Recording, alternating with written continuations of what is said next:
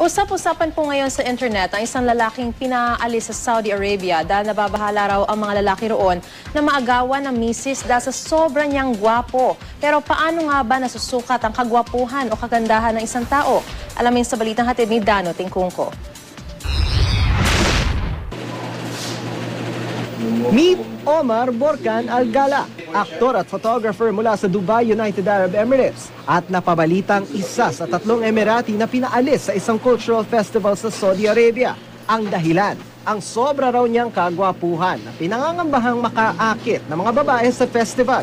Agree kaya mga kababayan natin sa hatol ng Saudi authorities sa kapogian ni Omar? Napakagwapo niya. Mukha naman siyang mukha siyang hindi threat sa Saudi. Gwapo. Bakit? Bakit gwapo? Lalaki, tingnan mo bigote, tsaka yung tingnan mo bigote niya, mata